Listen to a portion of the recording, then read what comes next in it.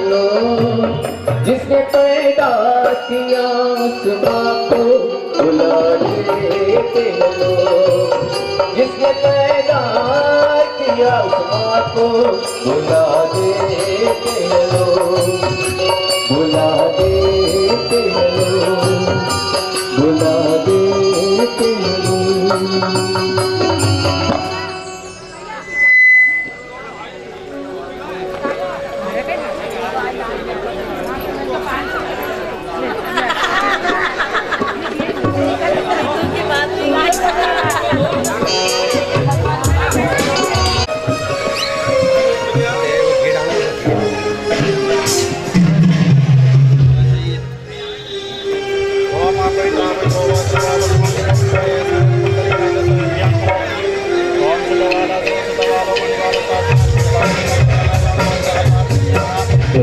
चलो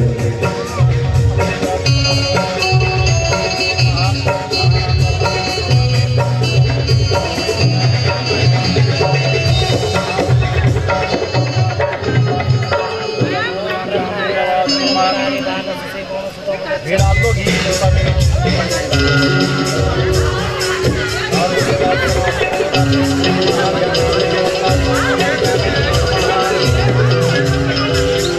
बोले श्री कृष्ण भगवान की जय।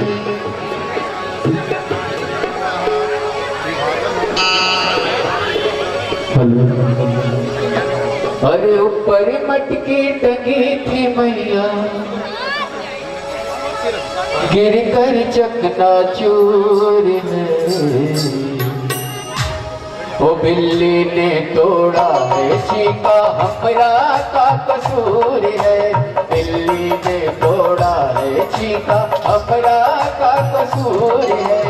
ऊपर मटकी टंगी थी मैया, ऊपर मटकी टंगी थी मैया, तुम भी मानत हो, हाथ मेरा कैसे पहुँचेगा, हाथ मेरा कैसे पहुँचेगा, मटकी कितनी दूर है, बिल्ली ने तोड़ा है सीका, हमरा का कसूर है, बिल्ली ने तोड़ा है सीका, हमरा का कसूर है।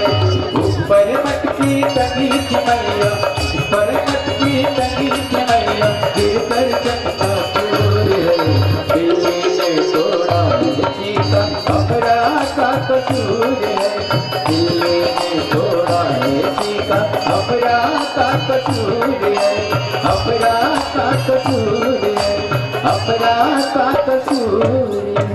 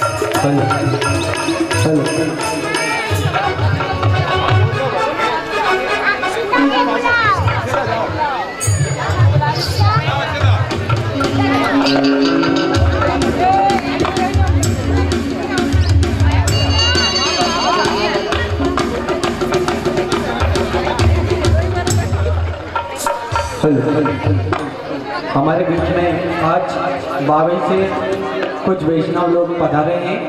मेरा उनसे अनुरोध है कृपया व्यासपीठ पे सम्मुख आकर भागवत जी की पूजन करें एवं माल्यार्पण करें।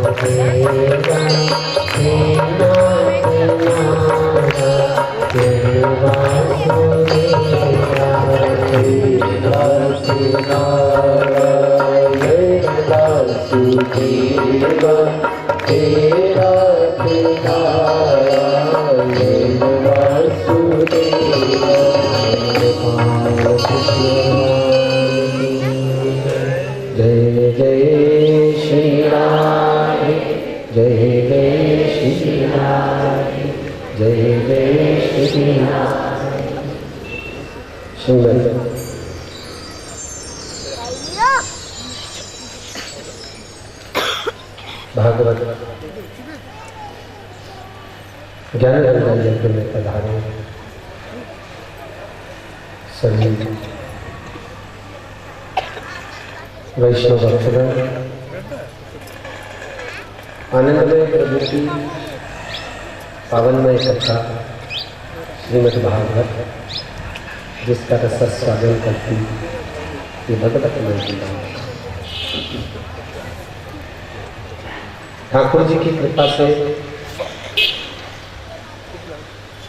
आज भागवत जी के पंचम दिवस में अपने प्रवेश करने जा रहे हैं।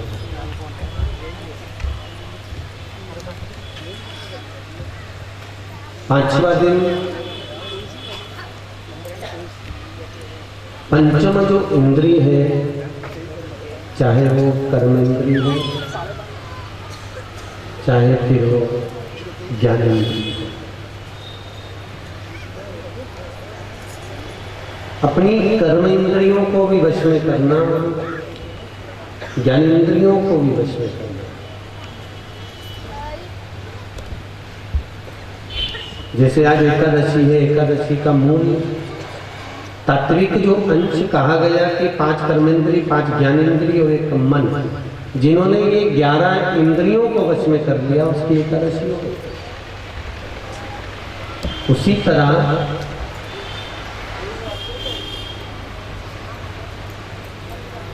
चाहे वो 5 कर्मेंद्रिय हो, चाहे वो 5 ज्ञानेंद्रिय हो, कैसी भी इंद्रियों को अपने वश में कर लेने के लिए पंचम दिवस की होता है।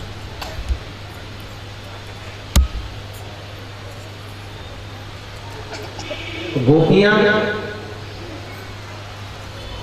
जैसे सारा कर्म करती है, चाहे वन में भी जा रही है, कोई कर्म भी कर रही है,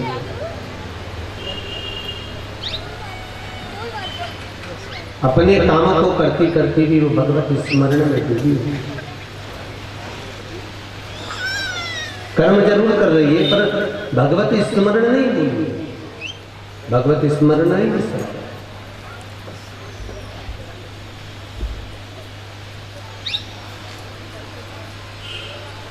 कल्पन कथा में श्रवण करे भगवान कृष्ण का प्रागट्य हो,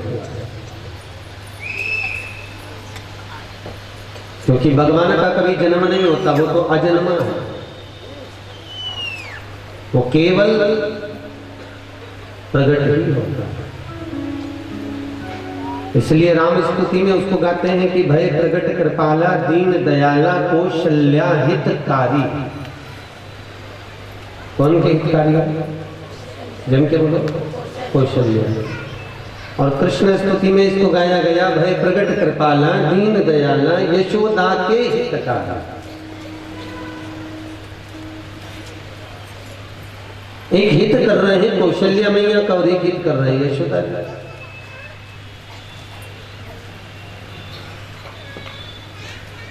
तो कौशल्या कौन है?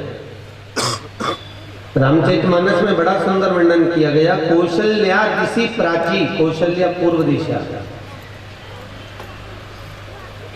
जो पूर्व की ओर मुख कर कर भगवान का भजन करता है, पूर्व की ओर मुख कर कर जो भगवान का स्मरण करता है, पूर्व की ओर मुख कर कर जो भगवत नाम की कीर्तन करता है, भगवान उसका हित करने वाला। क्योंकि ये कौशल्या पूर्व दिशा है, ये कौशल्या दिशि प्राची, कौशल्या पूर्व दिशा। और दूसरे क्रम में जो कहा गया कि यशोदा के हितकारी, यशोदा कौन है? वल्लभ ने सुबोधनी के भीतर वर्णन करा यश ददाती इति यशोदा, जो दूसरे को यश प्रदान करती है वो यशोदा है। दूसरे को यश देने वाली को यशोदा कहा गया, जो यश दे रही। आज के जमाने में सबसे ज्यादा बस दिक्कत ही यश देने की। जो भी अच्छा किया वो मैंने किया, और जो बुरा किया वो उसने किया।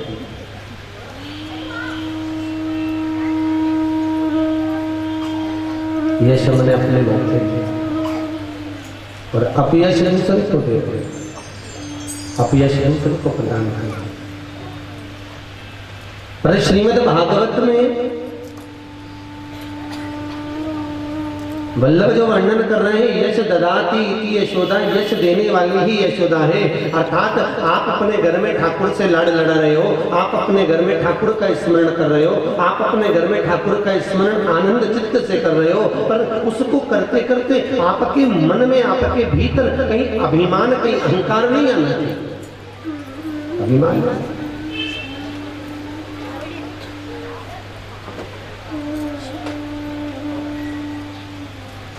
ये कभी मत कहो कि मैं जितनी अच्छी सेवा कर लेती हूँ उतनी अच्छी कोई नहीं कर सकता। मैं जितने अच्छे से ठाकुर से लड़ा सकती हूँ उतने अच्छे से कोई लड़ा नहीं सकता। राधा जी ने तो उसको भी प्रमाणित कर दिया कि मेरे चरण की रज लेकर तुम नारद जा रहे हो सकता है भगवान का पेट दर्द बंद नहीं हो, इसलिए तुम एक काम करो कि और भी गोपियों के चरण की रज ले जाओ। और भी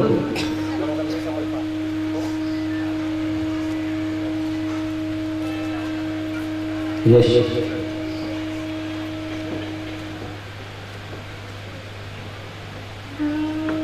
कथि तो वंशम विस्तार भवताम सोम सूर्यो राज्ञा चोभाय पंचानाम चरितम परमाद्भुतानाम।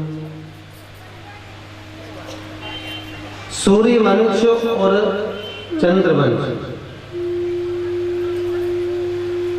इन दोनों ही वंश का जो मूल तात्विक अंश है वो केवल समर्पण है, केवल समर्पण के सिवा कुछ।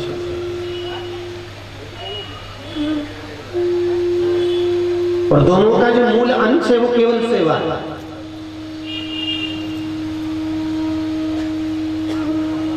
जितने भारत की भूमि पर तुम्हें राम जी के मंदिर नहीं मिलेंगे उससे ज्यादा हनुमान जी के मिल जाएंगे। एक एक गली में दो दो चार चार मंदिर देख सकते हो। किसके? हनुमान जी के। एक गांव में जितने राम के मंदिर नहीं, उससे ज्यादा हनुमान जी के मंदिर है। उसका कारण केवल एक है, हनुमान जी ने राम जी की सेवा इतनी करी, इतनी सेवा करी कि लोग राम जी के भले मंदिर ना बना, परंतु जिसने सेवा करी है उसके मंदिरों का निर्माण होते चले जाता है। जिसने सेवा पूजा गया, सेवा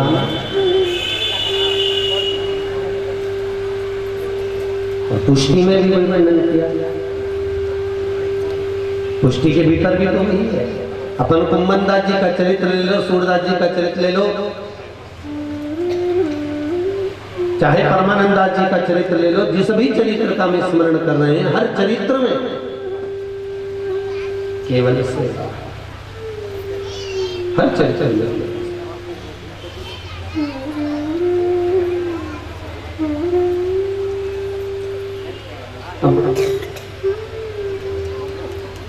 चार पात्रों का स्मरण करें अपन।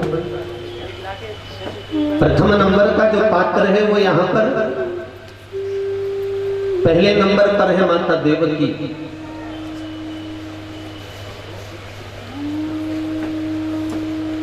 देवकी कौन? श्रीमद् भागवत कथा में सुबोधनी में वल्लभ ने कहा देवकी निष्काम भक्ति। कौन सी भक्ति है देवकी? जम के बोले जरा, निष्काम भक्ति। और निष्काम भक्ति कैसी भक्ति कि तुम परमात्मा के दरवाजे पर गए, तुम भागवत में गए, तुम रामायण में गए, तुम गीता में गए, तुम मंदिर में गए, तुम गुरु के दरवाजे पर गए, तुम वल्लभ कुल बालकों की सानिध्य में गए, शरणागति में गए, और परमात्मा की शरणागति में जाकर, भगवान की चौखट में जाकर, भगवान के द्वारे जाकर तुमने अगर कुछ मांग लिया तो इसमें कामयुक्ता है। और परमात्मा के दरवाजे जाकर तुमने कुछ भी नहीं मांगा तो ये निष्कामता है, ये निष्कामता, इसको निष्काम। मांग लेना कामना है, मांग लेना कामयुक्ता है, और ना मांगना निष्काम।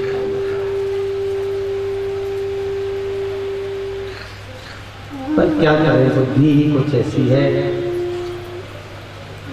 वो सर क्या जो दर दर पर झुका करता है, वो सर क्या जो दर दर पर झुका करता है, और वो दर ही क्या जहां सर न झुका करता है। बस वही कर्म हमने अपना बना लिया कि सर झुका और झुकते ही कुछ ना कुछ मांगने की चाह बनी।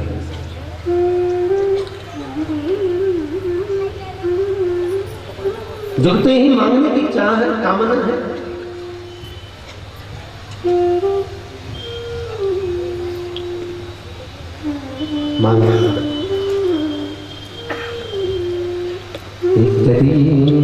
शरणागतम् शरणं प्रजापतेति श्रीकृष्णाय शरणागतम् श्रीकृष्णाय शरणागतम्।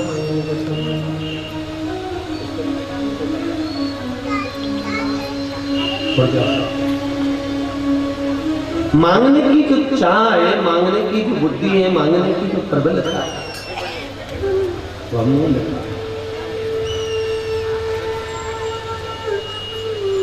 समर्पण,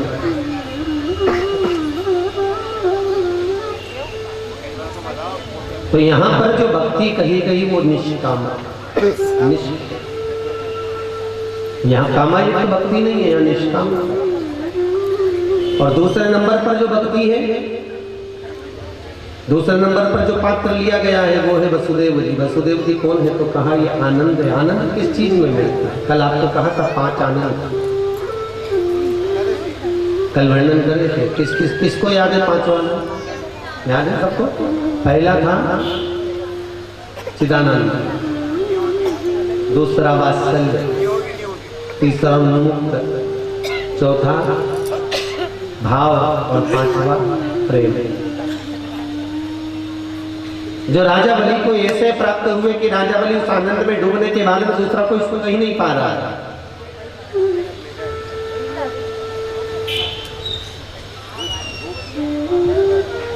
कभी कभी ऐसा होता है रस में डूबने के बाद व्यक्ति सब शुद्ध भूल जाता है, सब उसे कुछ भी ध्यान नहीं।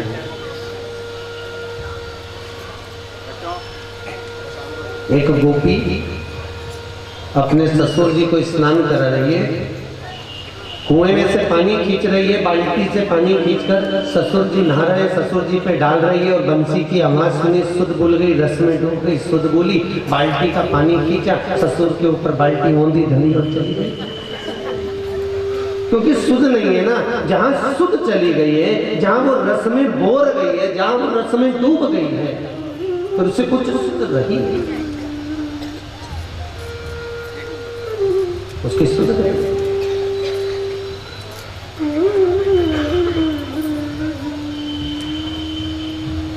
उसे तो केवल एक ही दिख रहा। उसी तरह राजा परीक्षित का कल अपन ने चरित्र श्रवण करा कि जो रस में इतना डूब गया, जो रस में इतना समाहित हो गया, जो रस में इतना समाहित हो गया कि जिसको कुछ भी नहीं सोचता है कि मेरा हित क्या है और मेरा अहित क्या है, उसे कुछ भी नहीं।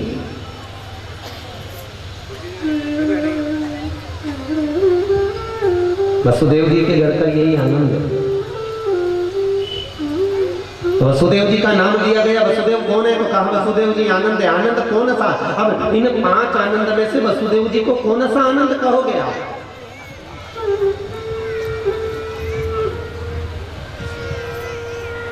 कौन से आनंद से सिद्ध करोगे?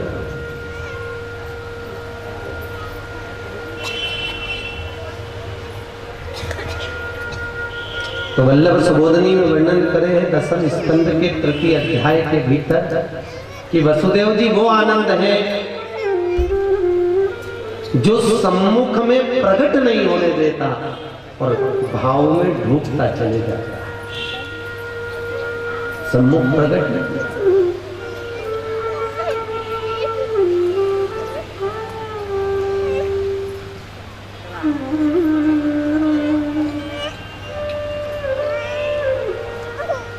देखो, एक यशोदा,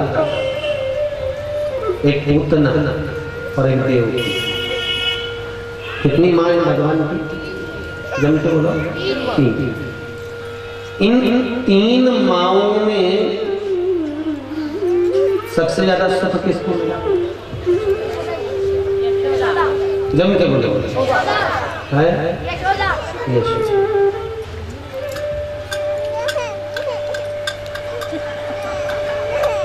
सबसे ज्यादा सुख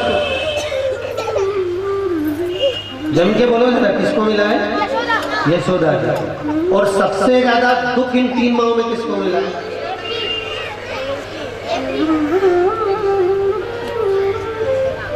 एक बहुत सुंदर चरित्र पहले माताएं कहती थी, बहुत सुंदर चरित्र कथा में कभी कभी याद आता है कि इस बच्चे को ज्यादा हंसाओ मत, नहीं तो बाद में रोएगा। अब आपने उत्तर दिया है, पहला उत्तर सही दिया, बंदे दूसरा गड़बड़ कर रहे हैं। सबसे ज्यादा सुख इन 3 माओं में किसको मिला? यशोदा को। तो सबसे ज्यादा दुख किसको मिला है? यशोदा। जिस बेटे को पाल पोस कर बड़ा करा, जरा करके देखा, जिस बेटे को पाल पोस कर बड़ा करा, इतना बड़ा करने पर उसकी सब लीला का दर्शन करा, बाल्यावस्था में उसको स्तन का पान कराया, पल्ले में झुलाया, लाड लड़ाया, नित्य का नया श्रृंगार करा, नित्य का आनंद करा, नित्य का उत्सव मनाया, और मालूम पड़े फिर वही बालक चले जाए तो माँ की दशा क्या है? और जिस माँ ने देखा ही नहीं, देवकी ने तो केवल जन्म दिया, प्रकट किया और भेद दिया, तो जिसने देखा ही नहीं, उसकी लीला का सुख ही नहीं लिया, तो उसे दुख क्या हो? पूतना तो 2 क्षण के लिए आई थी, उसने आनंद क्या लिया? सुख।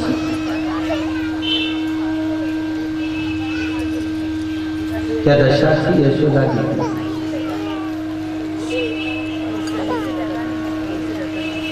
इसलिए भगवान ने उद्धव से भी कहा था ना, तो एक ही शब्द कहा था, उद्धव माँ से कहियो तेरा लाला याद करे। भगवान उद्धव जी महाराज ने ये नहीं कहा कि तुम जाकर नंद बाबा से कहना, तुम उनसे कहना, उद्धव मेरी माँ से जरूर कहना कि तेरा याद करे।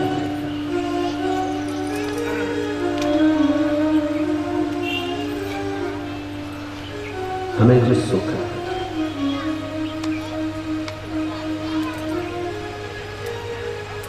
एक नागपुर के जजमान अच्छे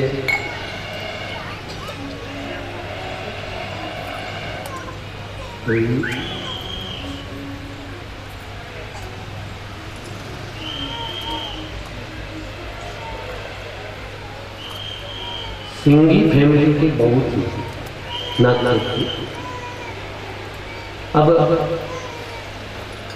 उनके घर में चोर घुस गए। ये ओरिजिनल कथा है, अभी उन्हीं ने कथा हमारी गोवर्धन जी पे भी कराई थी, द्वारका धाम में 2-2.5-3 साल पहले। उनके घर में चोर घुस गए। चांदी के ठाकुर जी के तो बर्तन झाड़ी सब ठाकुर जी के तो उत्सव के सामग्री तो रहे भी सही, तो वो झाड़ी जी ने, बंटा जी ने, कलश ने, सब खिलौना चांदी का, मोर ने, कैया ने, सब, और साथ में उनके लगा चोरों को कि ये ठाकुर जी अच्छे चमक रहे हैं, सोने के होंगे।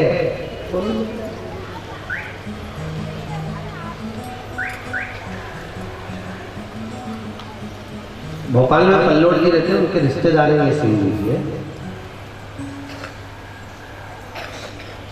परम भगवदीय वैष्णव। उनके घर में छोटे से ठाकुर, अब वो ले तो गए, अब चांदी का सामान गया, चले जाए, उसका दुख नहीं है। दुख किस बात का? ठाकुर जी को नहीं, बड़ी दुखी, बड़ी दुखी।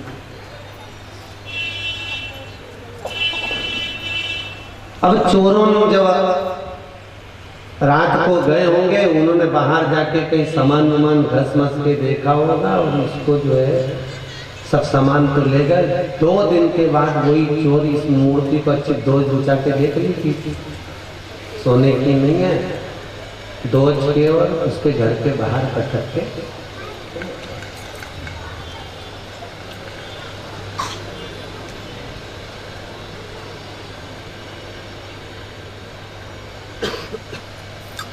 अब मूर्ति पटक के तो चले गए।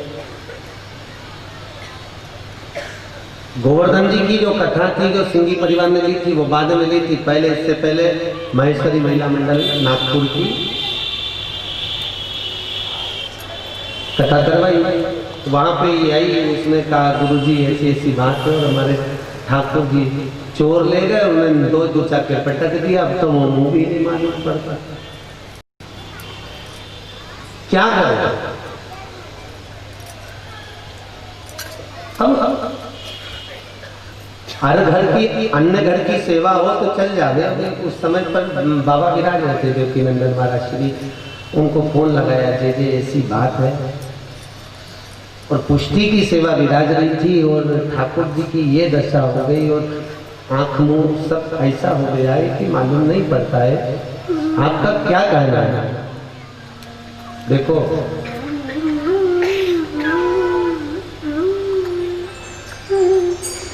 बाबा के शब्द याद आते हैं हमारे गुरुजी महाराज। देवकी बाबा बोलते हैं, मिश्रा पूछो कितने साल की सेवा है, उससे पूछी कितने साल की सेवा है, कहे भाई 15 साल का। कितने साल का बेटा हो गया? अरे बोलो तो 15 साल का। मान लो कोई उसे ले जाए और हाथ पैर तोड़ के अगर पटक के चले जाए, तो उसको माँ से पूछो क्या उसको फेंक देगी? कैसा भी है, पर लाला उसी का रहेगा, और दूसरा लाला गोदी नहीं आएगा, लाला वही से। देवकी बाबा के शब्द थे, नागपुर से इंदौर बात करी, उस समय नाथ द्वारा विराज करते थे। पहले बहू जी से बात नहीं थे, बात उनका एक ही शब्द था, भले दोच दिया कैसा भी उसको, उसके हाथ पैर खंडित नहीं हुए, कुछ भी क्रम नहीं, केवल मुख को दोचा है तो उसका लालन करो। अब वो तुम्हारा बेटा है, कोई तुम्हारे बेटे को अगर एक्सीडेंट हो जाए, टूट जाए, पड़ जाए, तो क्या अपने उसको अपनाओगे नहीं? अपनाना पड़ेगा। एक काम करो, अलग से नेत्र लगाओ, अलग से नासिका बनाओ, अलग से क्रम करके उसकी नक बेसर, उसके जैसा तुम लाड़ लड़ाते थे उसकी लाड़ में कमी मत करो। तुम लाड़ में कमी नहीं करोगे तो जैसे कोई माँ बेटे को गोदी लेकर आती है, बच्चे को गोद लेकर आती है, बच्चा दूसरे की गोद का है और माँ लेकर आई है, भले उसने जन्म नहीं दिया पर उसकी वात्सल्यता अगर प्रबल हो जाए तो माँ के स्तनों में भी दूध आ जाता है, भले वो गोदी लेकर, भले वो गोदी, उसकी वात्सल्यता की प्रबलता। अगर वात्सल्य प्रबल हो गया, आपने भी कभी सुना होगा कि भले वो गोदी संतान लेकर आई परंतु भगवान ने उसको दुग्ध दिया है। वात्सल्यता के कारण यशोदा मैया के भी स्तनों में दूध आ गया। वात्सल्य, वात्सल्यता थी तब तो पूतना क्या पिला रही थी पूरे ब्रज के बच्चों को? परिजन के तो बोलो, दूध नहीं पिलाया है, क्या पिलाया?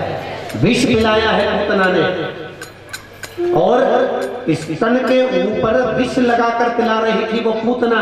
पर पूतना जब पहुंची है नंदालय में तो पूतना के भी मन में आ गया, इतना सुंदर बालक जिसको मैंने राजा बलि की बेटी रत्नमाला बनकर मांगा था वो आज मिला है, इसको तो मैं स्तनपान कराऊंगी। विष तो बाद में पिलाया है पूतना ने। जितनी भी कथा सुनी होगी, हर कथा में तुमने सुना होगा कि पूतना ने विष बाद में पिलाया। सारे बच्चों को विष पहले पिला रही है और परमात्मा को जब दुग्ध पान कराने के लिए गई तो पहले स्तन पान कराया, पहले दुग्ध पिलाया। तो जो पूतना गोदी में लाल नहीं ली, जो पूतना ने कभी वात्सल्यता नहीं दर्शाई, पर परमात्मा को देखकर उसकी वात्सल्यता इतनी प्रबल हो गई, इतनी प्रखर हो गई कि वो पूतना राक्षसी के भी स्तन में दूध आ गया। पूतना वात्सल्य, कल के 5 आनंद में वात्सल्य आनंद भी है। तुम्हारी वात्सल्य का दर्शन है।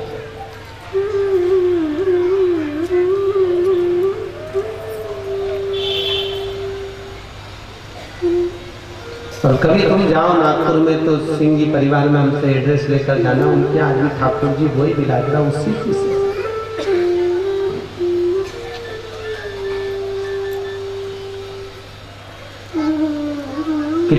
कितना सटीक निर्णय होगा। और कोई होता तो दूसरे बोल देते, अरे एक काम करो, ये मूर्ति वैसी हो गई है, ठंडी कर दो पानी में, और दूसरे लिए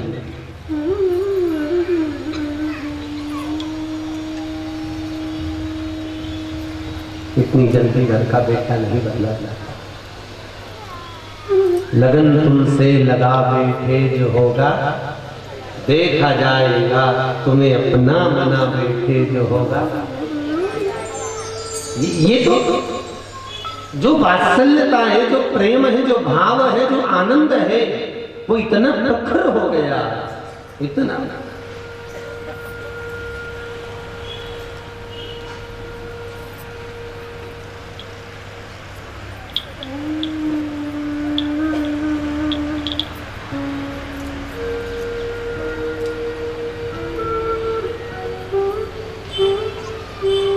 देखो नाथद्वारा में श्री जी बाबा विराजते हैं। एक माँ ठाकुर जी की सेवा में नित्य लगी रही, और वही माँ बीमार हो गई। ठाकुर जी ने उसकी सेवा में यमुना जी को लगा दिया। इसने मेरी करी, अब तो इसी से।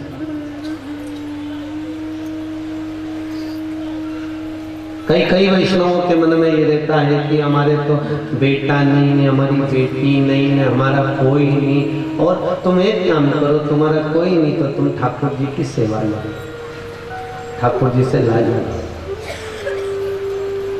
तुमने जिस भाव से सेवा करी है उस भाव से ठाकुर तुम्हारा कल्याण करेगा। ये परंतु मोक्ष की कामना से नहीं।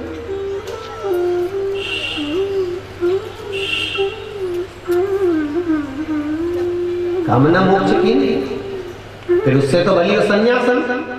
पुष्टि में कथा आती है एक संन्यासन की। वो संन्यासन ने क्या करा कि एक हाथ में तो मशाल लिया और एक हाथ में पानी का लोटा लिया।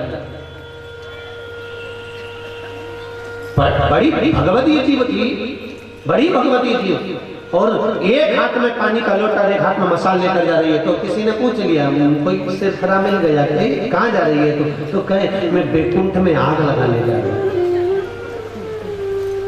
और ये पानी से क्या करेगी? तो क्या नरक को पानी में बहाने।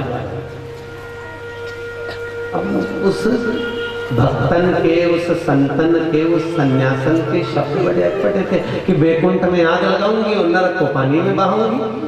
ये बात समझ में नहीं आई। उसने पूछा ये किस क्रम है, ये क्या बोल रही है, इससे क्या होगा? तो उसने कहा कि लोग अगर भागवत सुनते हैं, लोग अगर धर्म करते हैं, लोग अगर दान करते हैं, लोग अगर पुण्य करते हैं, लोग अगर एकादशी करते हैं, लोग अगर सोमवार मंगल बुध गुरु शुक्र शनि का व्रत करते हैं, लोग अगर कुछ दान पुण्य स्मरण भजन कीर्तन करते हैं, या तो बैकुंठ जाने के चक्कर में करते हैं, नहीं तो नरक में बचने के चक्कर में करते हैं। मैं देखना चाहती हूँ ये दोनों ही नहीं रहेंगे तो लोग भजन करते हैं कि नहीं करते, मुझे ये देखना है।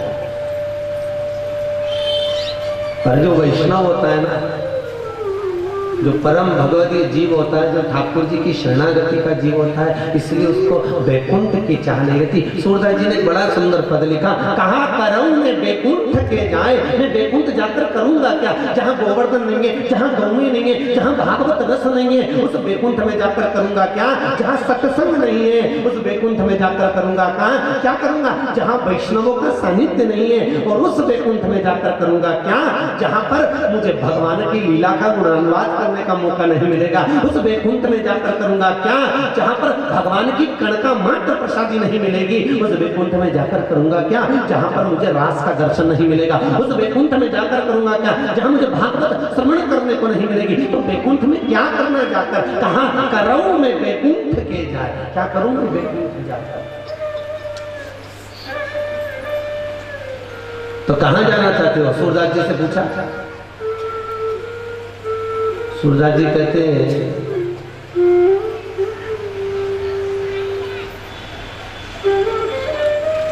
अगर ठाकुर चाहे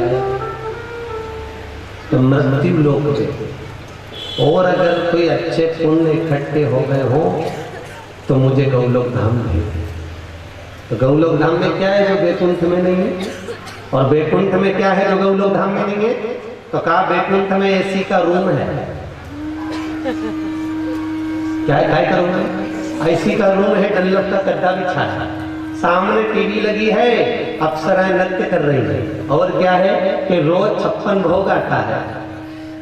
दरवाजे पर खड़ी हुई दासियां पंखा झेलती हैं, सोने और हीरे के पलंग पर लेटाया जाता है, मखमल के गद्दे तकिए लगाए जाते हैं, सुंदर सुंदर विमानों में घुमाया जाता है। ये बैकुंठ में मिलता है। और गौलोक धाम में, तो के गौलोक धाम में ये कुछ भी ठाट नहीं है, ब्रज की रज है, गौएं हैं, गोवर्धन है, और मेरा गिरधारी है, और कुछ भी नहीं, और कुछ भी नहीं है। बैकुंठ जाओगे सारा ठाट मिलेगा, सब कुछ मिलेगा, बस एक नहीं मिलेगा। तुम बैकुंठ जा रहे हो नारायण के चक्कर में, तो नारायण नहीं मिलेगा, क्योंकि नारायण को फुर्सत ही नहीं है। तुम देखो किसी अच्छे व्यापारी के घर चले जाओ, जिसके यहाँ खूब व्यापार चलता, उसकी पत्नी मिल जाएगी, उसका बेटा मिल जाएगा, बहू मिल जाएगी, पर जिससे मिलने गए हो, जिस व्यापारी से मिलने गए हो, उसके पास टाइम नहीं। सुबह आएगा, नाश्ते के टाइम 5 मिनट मिल लो, 10 मिनट मिल लो, इसके बाद दिन भर काम में लगा रहेगा, फुर्सत कहाँ। तुम सोच रहे हो नारायण मिल जाए, तो नारायण के मेरे पास टाइम कहां? हम 3 देवताओं के पास समय नहीं है, पहला विष्णु के पास, दूसरा शिव के पास, तीसरा ब्रह्मा के पास, क्योंकि भगवान विष्णु आज्ञा देते हैं, ब्रह्मा जी सृष्टि रचते हैं और शंकर जी संहार करते हैं। इन तीनों का कर्म अपना अपना है, ये सब अपने कर्म में लगे हुए हैं। अगर कोई फ्री मिल सकता है तो मेरा या तो राम मेरा ही स्वरूप है, और या मेरा कृष्ण मेरा ही स्वरूप है। पर राम के लोक में कैसे जाओगे? वो भी कर्म में डूबे हुए हैं। और कृष्ण ऐसा है कि नटखट है, छलिया है, कभी इस घर में जाता है, कभी उस घर में जाता है, इसलिए गौलोक धाम में हर फल मिल जाता है, हर फल। कहाँ करूं मैं बैकुंठ के जाए, मैं बैकुंठ जाके करूंगा क्या? मैं अब यहाँ भी तो अच्छे एसी के रूम में ही सो रहे हो, और एसी नहीं हो तो अभी तो खूब अच्छी एसी है? अभी भी तो एसी के रूम में हो, डल्लब के गद्दे पे सो रहे हो, रोज राजसी भोजन कर रहे हो, खूब अचार में पराठा में दाल में गोभी की सब्जी खूब प्रेम से खा रहे हो, क्या कमी है? खूब फोर व्हीलर गाड़ी में या सात विमान में घूम रहे हो, कौन सी कमी है? वैष्णव कहता है नहीं जाऊंगा, वैकुंठ तो भेजना ही नहीं, मेरे को जाना ही नहीं।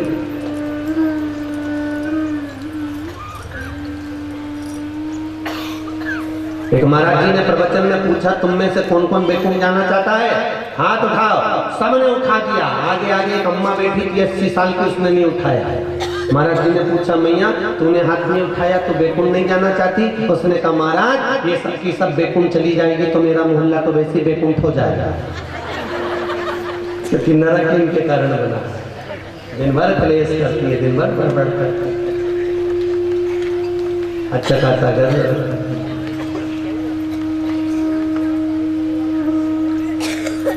कहाँ?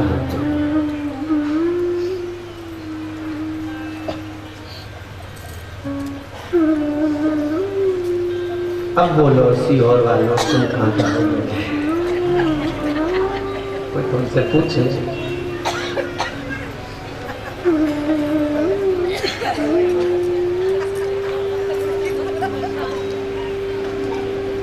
बोलो बोलो जल्दी बोलो, कहाँ जाओगे?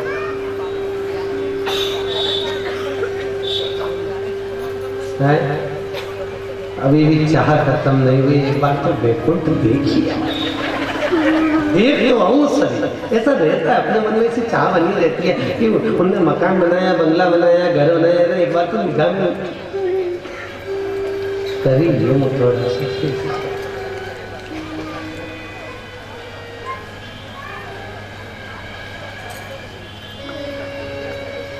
डॉक्टर खूब मना करा, तेल घी का मत खा जाए, बीमार पड़ जाएगा। बफेट में गया, नहीं खाऊंगा, रोटी खाऊंगा, सब्जी खाऊंगा, दाल चावल खाऊंगा, पर इतना स्टाइल पे माल देखा तो मैंने खाया थोड़ी।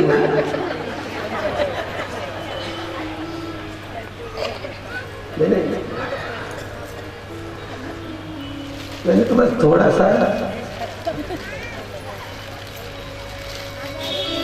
मित्तल साहब की याद आ गई महाराज, मैंने खाया थोड़ी ना है, मैंने तो केवल देख रहा था सही बना है।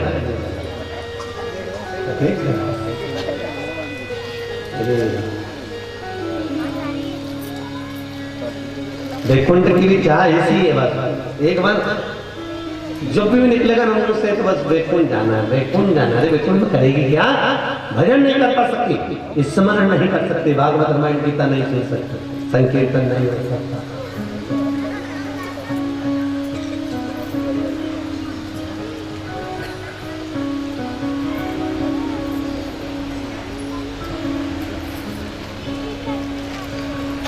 ना तो केवल एक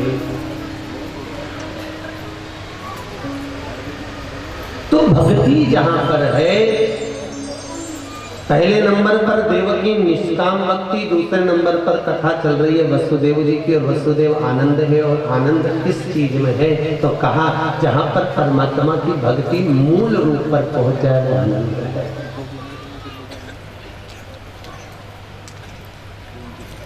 मूल जहां पहुंच गए,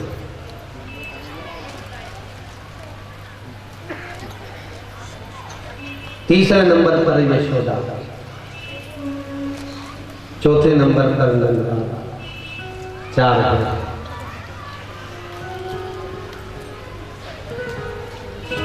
अब नंद जी को क्या बताया है? नंद बाबा को क्या कहा? नंद बाबा को कहा गया है सदानंदी। क्या कहा है? जम के बोलो जरा। सदानंदी। सदानंदी का मतलब क्या होता है कि यदि एक रोटी बिना घी की भी मिली है तो प्रेम से खा लेना, घी लगाकर दे दी है तो प्रेम से खा लेना, कोई ने गाली दे दी तो सुन लेना, और कोई ने अच्छा कह दिया तो सुन लेना, और मिल गई बिछा तो बैठ गए, जमीन पर बैठ गए, अगर गादी लगा दी तो सो गए, नहीं लगाई तो चटाई पर सो गए, जैसा आनंद मिल गया। 11 बजे की जगह 12 बजे मिली तो भी आनंद है, और सुबह 9 बजे मिली तो भी आनंद है। इसको कहा गया है सदानंदी। ये नंद बाबा सदानंदी थे, जिनके मन में कोई विचार, कोई व्यवस्थाएं, कोई विचार की अनुकूलता कि मुझे ऐसा मिलना चाहिए, वो कुछ नहीं, वो कुछ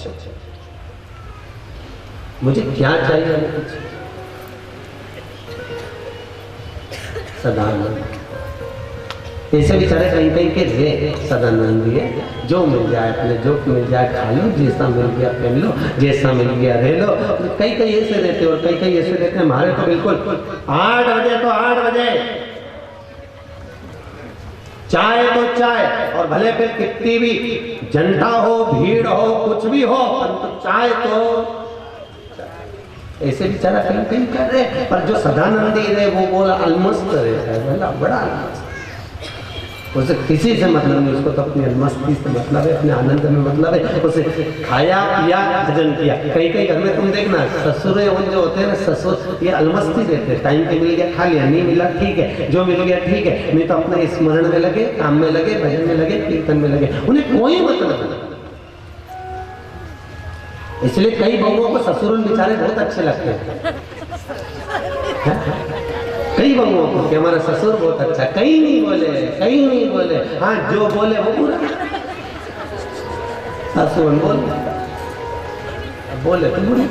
और सासुर थोड़ी समय की बिल्कुल, क्यों 11 बज गया भोजन नहीं बना, 12 बज गया टिफिन जाना है, ये नहीं करा, बस समय की। और मैं तो कई कई बार कहता हूँ माताओं, अपना बुढ़ापा सुधारना है तो वाणी को विराम दो रे, मत बोलो, क्या किसको रोई है चादर तान के, तो ये अपने नहीं बोलना, पर कह दे माता महाराज खाया बिना रह जाओ ऊपर, बोले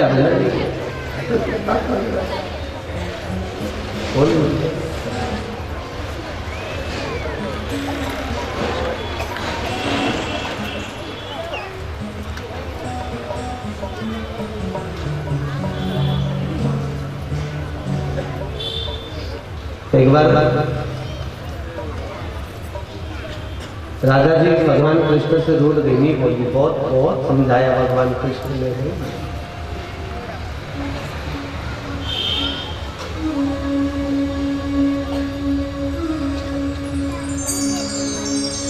हरि श्याम नहीं बोले, राधा भी नहीं बोली, बांसुरी बोली तो राधा ठुमक ठुमक डोली। श्याम नहीं बोले, राधा भी नहीं बोली, दोनों हाथों से बांसुरी बोली तो राधा ठुमक ठुमक डोली। श्याम नहीं बोले, राधा भी नहीं बोली, म्यूजिक की आवाज कम करो।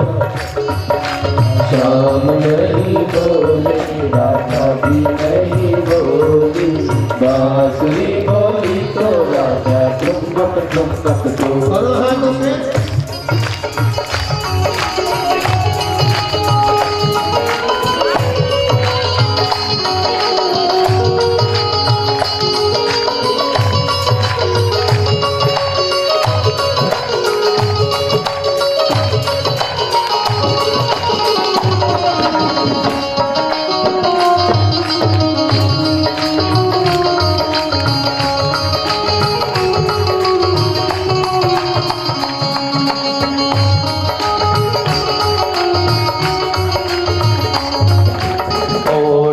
कन्हैया ने राधा की डगरिया, तोड़ दी कन्हैया ने राधा की डगरिया, तोड़ दी कन्हैया ने राधा की डगरिया, तोड़ दी कन्हैया ने राधा की डगरिया। राधा ने कान्हा की बांसुरिया, राधा ने कान्हा की बांसुरिया, छीन ली राधा ने कान्हा की बांसुरिया, छीन ली राधा ने कान्हा की बांसुरिया। हे विनती करे मोहन, करे मोहन, हे विनती करे मोहन,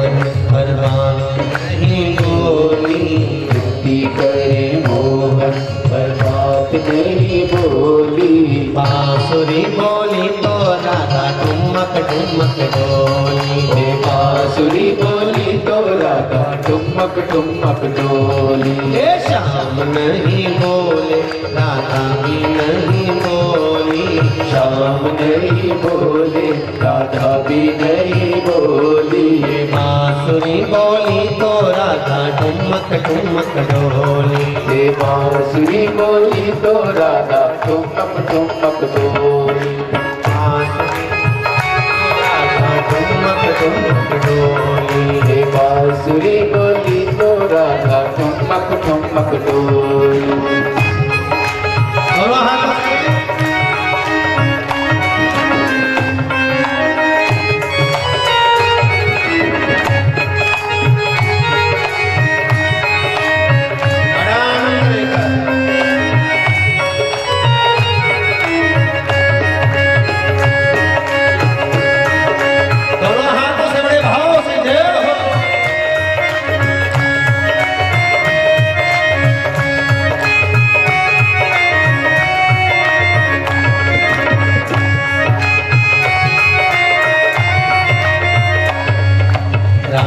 रचे यमुना किनारे सारी सखियाँ, रास रचे यमुना किनारे सारी सखियाँ। हे रास रचे यमुना किनारे सारी सखियाँ।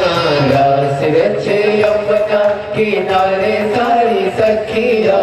बैठ गई राधा जी बंद कर अखियाँ। वो बैठ गई राधा जी बंद करे अखियाँ। वो बैठ गई राधा जी बंद कर अखियाँ। वो बैठ गई राधा जी बंद करे अखियाँ। वो पास आए मोहन, पास आए मोहन। हे पास आए मोहन पर आँख नहीं खोली, आँख नहीं खोली। पर आँख नहीं खोली। हे बांसुरी बोली तो राधा ठुमक ठुमक डोली। हे बांसुरी बोली तो राधा ठुमक ठुमक डोली। हे बांसुरी बोली तो राधा ठुमक ठुमक डोली। हे बांसुरी बोली तो राधा ठुमक ठुमक डोली। हे श्याम नहीं बोले राधा भी नहीं बोली, ओ श्याम नहीं बोले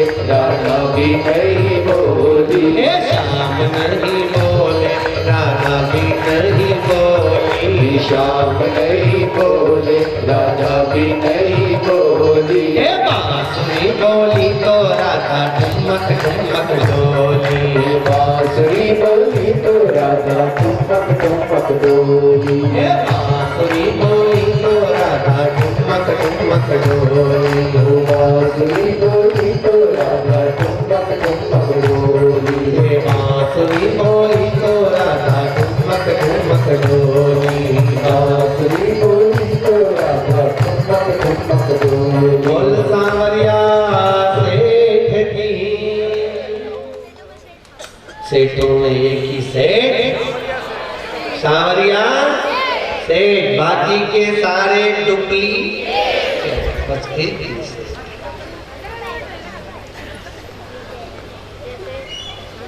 कोई सेठ जी के नहीं तो गाली दे रहा है, हमको गाली दे रहा है कि सेठ तो एक ही है वो सांवरिया। आज सदानंदी पहले नंबर पर निष्काम भक्ति, दूसरे नंबर पर आनंद, तीसरे नंबर पर यश और चौथे नंबर पर सदानंद। चौथे नंबर पर क्या है?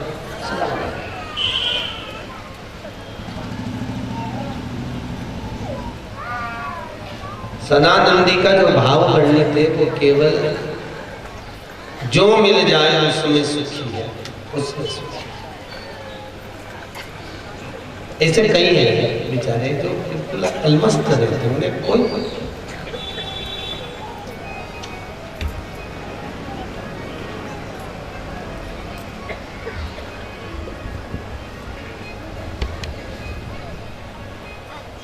अब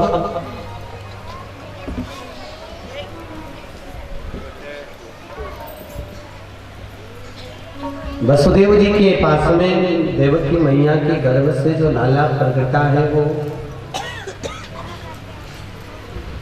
वसुदेव जी के हाथ में आया। निष्काम भक्ति ने जो प्रकट किया है, निष्काम भक्ति ने जो प्रकट किया है वो आनंद के हाथ में है। और लाला प्रकट होकर आए, लेकर चले एक पुराना सा वस्त्र, बहुत पुराना, जो देवकी मैया के तन पर जो चीर था, जो साड़ी थी, उस समय से फटा हुआ।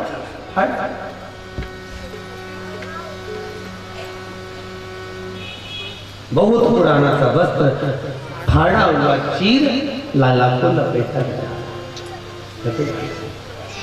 आज भी प्रमाण है, जन्म लिए बच्चे को कोरे कपड़े में नहीं लपेटा जाता है, याद रखना।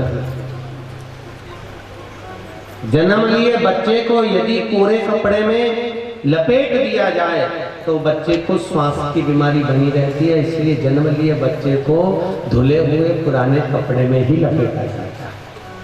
और देवकी मैया चतुर थी, इसलिए उसने पुराने वस्त्र में लपेटा। वस्त्र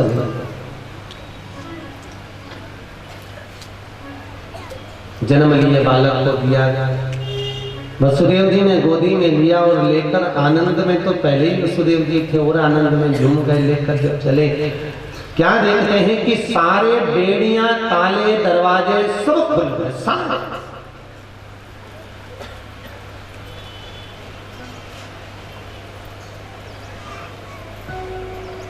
होता है, एक बार लक्ष्मी जी ने भगवान विष्णु से कहा, तुमने मेरी सत्ता देखी कि नहीं देखी? भगवान विष्णु ने कहा, कैसी सत्ता तेरी? कई बार पति पत्नी जब एकदम फ्री बैठे रहते हैं ना, जब इन दोनों की जो बात होती है वो बड़ी विचित्र होती है, बड़ी। कई बार अच्छी बात पूछते पूछते लड़ाई पे है।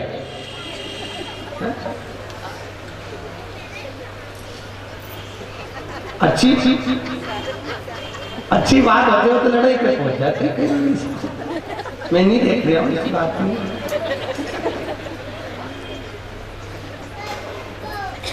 एक बार लक्ष्मी जी ने कह दिया, तुमने मेरी सत्ता देखी है? तो सत्ता भगवान विष्णु के, हाँ देखी है। क्या सत्ता? कि बस अब तुमने देखा क्या? देखो, जन्माष्टमी का त्योहार आता है, किसी के दरवाजे पर रंगोली नहीं डलती। जन्माष्टमी का त्योहार आता है, घी के दिए नहीं लगते। जन्माष्टमी का त्योहार आता है, घर पे झालर नहीं लगती। जन्माष्टमी का त्योहार आता है,